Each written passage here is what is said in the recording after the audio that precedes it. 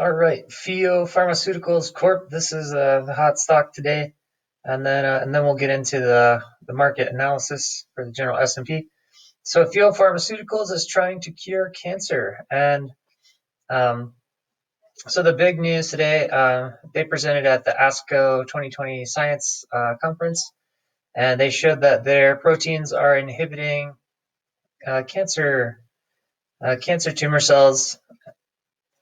So it's RNAi, which is RNA interference, and it's called INTASYL. That's their program, and they're showing that their proteins are inhibiting the expression and the growth of cancer tumor cells.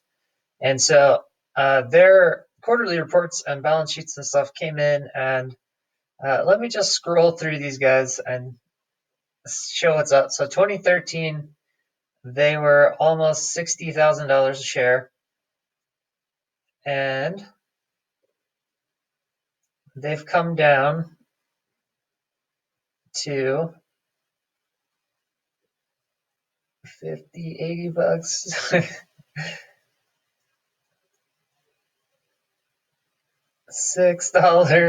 $5, $2. Okay. So they came down from $60,000 a share in 2013 to about $2, $2 or $3 here. And then today they are getting positive results, and I don't know which animals they tested on, in vivo results for their cancer treatment program. And so just looking back at the last couple pops that they had, they've done quite a few pops where they pop up and then drop off a shelf to a lower level. So that's scary. And now they've kind of settled and come back up. I mean, they've done this. Ew, man, this one's scary. Okay, so their balance sheet. Let's get in on like a 15-minute or something. So their earnings in their balance sheet came in showing that their earnings are down almost 75% to $0.0. They have zero earnings as of this quarter, and yeah, so no earnings, no revenues at this point, and now they just had positive results on this treatment. So uh, yeah, this is a lottery ticket thing here on curing cancer, and it's jumped up. It's jumped up pre-market. I think we're just opening now, and so in general, a lot of these pre-market blasts on some news like that will either, like more than half the time, they'll just kind of settle out uh, pretty fast, and then sometimes they'll go up the whole day and then they'll settle out the next day. That's what usually happens with these news blasts on these medical companies. And this one's not related to the lockdowns and all that. This is a cancer treatment, but you can see that they've come down from $60,000 a share down to $2, and they have zero revenue, zero earnings, and so yeah, I mean that's kind of the look at a lottery ticket. This is not one that's been kind of ratcheting up as it pops. Like this one has mostly been dropping after it goes up, and so I would assume the downside is lower than the floor here if this thing drops again. And yeah, I don't know. This one's kind of crazy. So it'll be interesting to see what this one does throughout the day. And if it does kind of run up all day, that could be an interesting spot to kind of short it just short term over the next couple of days to just get it back down to whatever level it's going to settle at. A lot of these medical stocks kind of drop to a higher shelf than where they blew up to. Um, but this one has a strong history of dropping to a lower shelf. It hasn't done that on any previous pops go up. It pops and drops down most of the time, and so this one's scary. Let's look at the S&P and see what's going on. All right, so let's get some analysis going.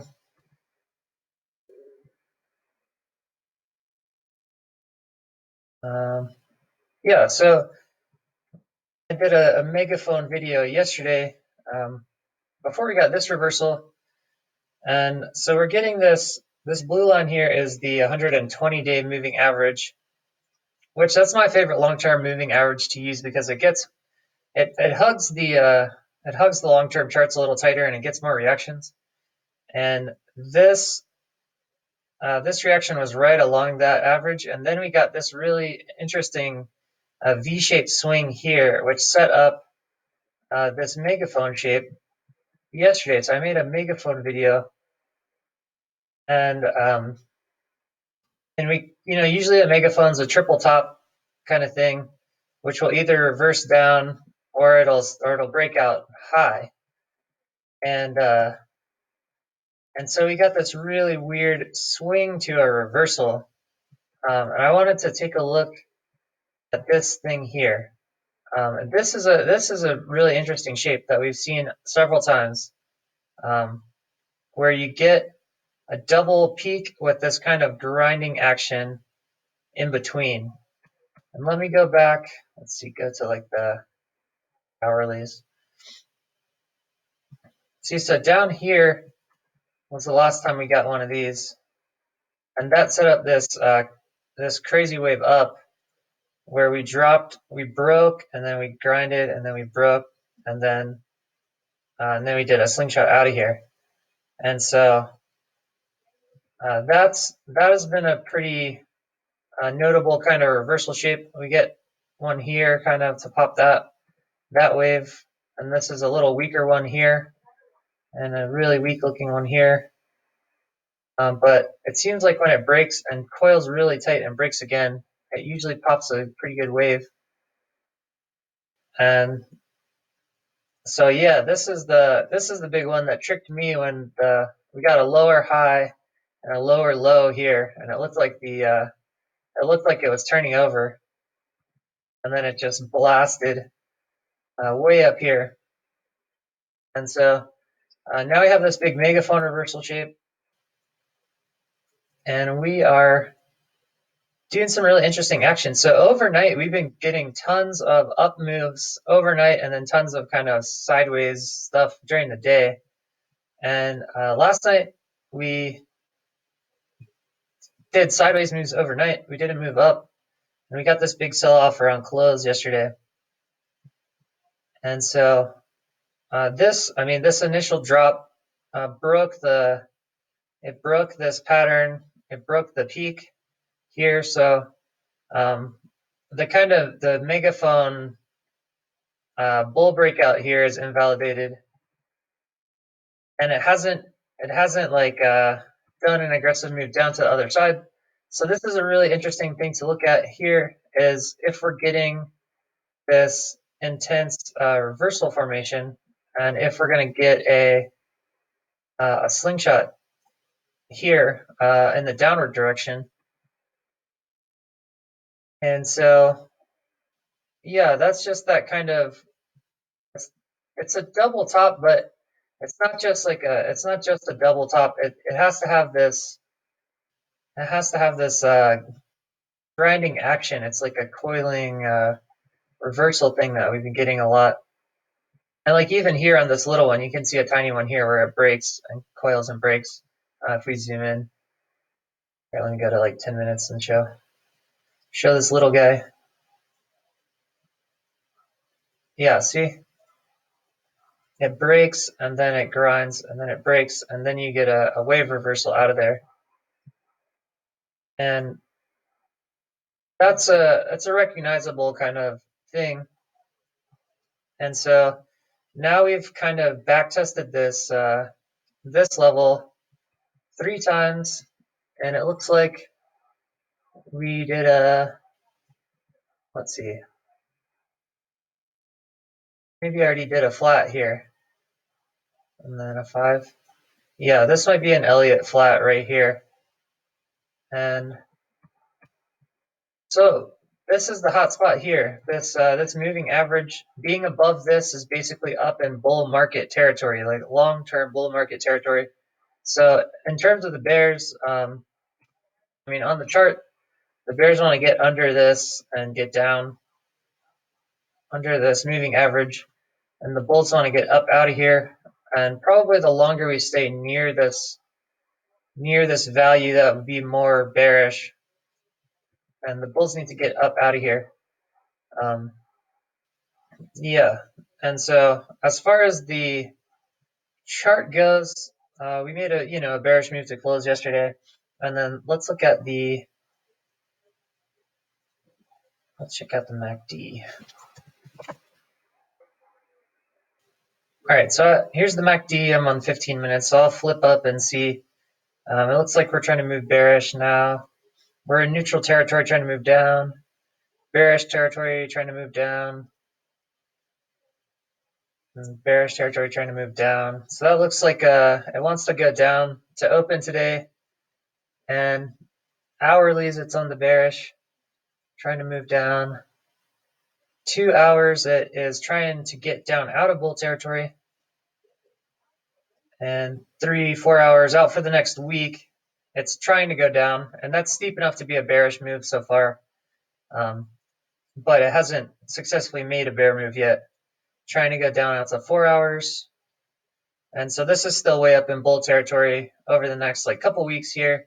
And so the bearish move would have to get all the way down here, because slight reversals here in bull territory can get you a higher peak on the chart.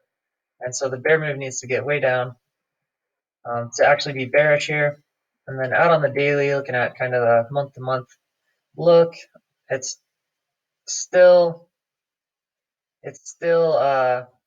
way up in bull territory, and we got this bull side swing to a higher peak here. And so it's just trying to kind of come together. So the bears need to turn this over, get on the downside of the red line, and then pull all the way down here into bear territory in order to be a bearish looking move.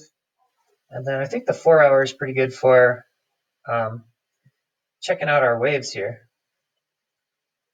So these waves across this whole bull run line up really well with the 4 hour chart, peak to peak. And you can see the blue line really lines up, and the red line does the main waves. So this is a really good timeline to look at for this wave. And we've had this kind of sort of a bear flag kind of waving pattern that's descending. And so we got to swing up here. And now, more swings up here is very bullish. And then to get bearish, you have to get down all the way onto the bear side of the chart here. And so it's attempting to go down now, and we'll see how far it can go, and see if the bearish move is enough to actually pull it down, or like we saw on as we saw on this section here, it was a ton of bearish activity, and it didn't make it all the way into bear territory, and it reversed into a higher peak over here. So a reversal here is a big thing to look out for, whether it actually makes it into bear territory. And even if it makes it slightly into bear territory, you can still reverse back into bull territory. So the bears have to get down here and stay down there. And so that's the look at the market. It looks like it's trying to turn down right now. And get like a 10-minute and see what's going on here. And it's going up. Okay. So yeah, on the 10-minute, it's turning back up right now and putting in a huge green candle. and so yeah, over like the kind of hourlies, the day to day, it was trying to make a move down, and now it's kind of neutralizing on the immediate chart here, and just kind of wobbling above this level, which is a really interesting spot. And as far as Elliott waves go, this just looks like a flat here, and usually a flat will reverse out. It's like a continuation. Looks like a continuation flat on Elliott. affiliate, and kind of on the levels we have broken, below the support level and kind of underneath that. And so the bulls would try to get up above that support level, and the bears, want to move down off that to a lower support level. Yeah. All right. So let's check out some indicators today and see what we're getting. On the Dow did a looping turnover. Still up at a high level. It did some big bounces the last couple. Let's see. Yeah, the Dow did some big drives up, but it just kind of looped over to open today.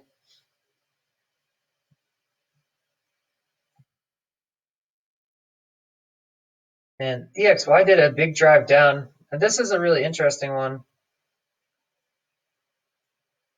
because this is relative to money printing, and the DX driving down means that the dollar is weakening, which generally means that America's printing more than the other countries are at the moment.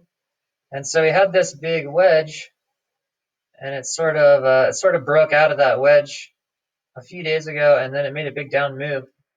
So that looks like a downside breakout to the US dollar, which would be a weaker dollar. And the last time we had a down breakout, we had a huge reaction from the rest of the world printing and shoved the dollar way back up. And so that's kind of a look at the DXY.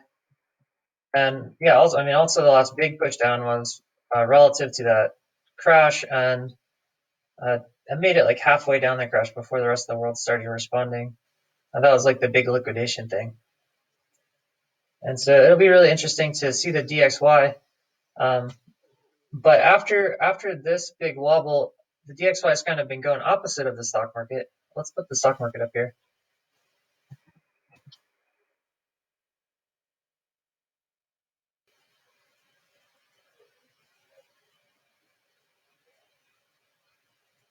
Yeah, so here you can see, like on this crash, the DXY was coming down, and then on this part of the down move, it started going inverse. Like halfway down the crash, it started to go inverse.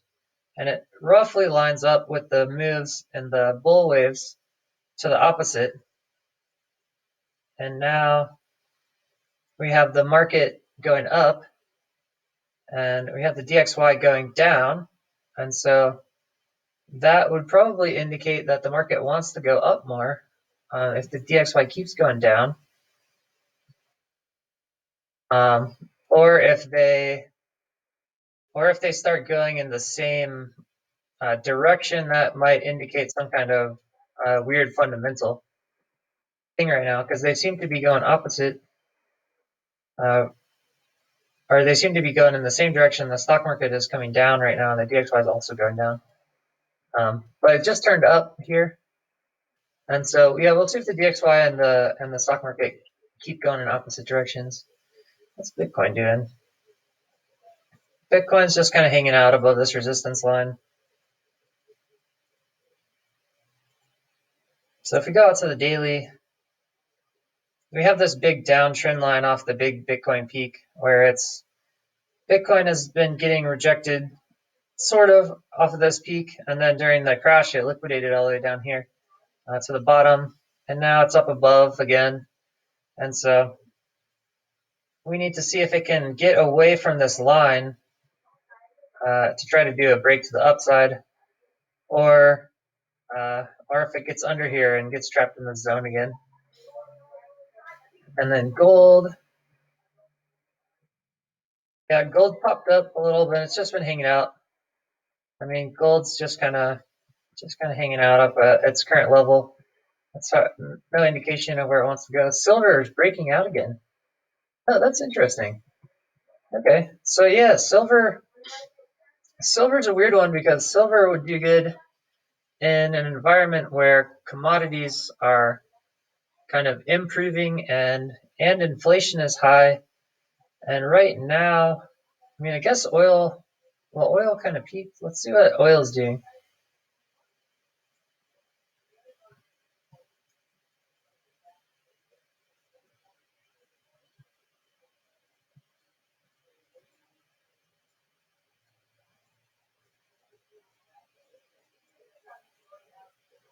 Yeah, so oil is just kind of wobbling. Oil's kind of wobbling down, and silver's wobbling up, and the dollar's coming down. Silver, that move by silver is really weird. It seems contradictory. I mean, it looks like oil's coming down and the dollar's coming down. So I guess the dollar coming down, it would be inflationary. So that would make sense for silver to go up if the dollar is coming down. But oil coming down doesn't look interesting for silver. Yeah, so that's silver's an interesting one to look at right now. If the DXY keeps coming down, that might go up with silver. And then for the VIX, what are we getting? So yeah, the VIX has gotten choppier and is trying to turn up here. So this is kind of a bearish signal. I mean, for the VIX, we had super volatile VIX, and I mean back during the crash, the VIX got absolutely nuts.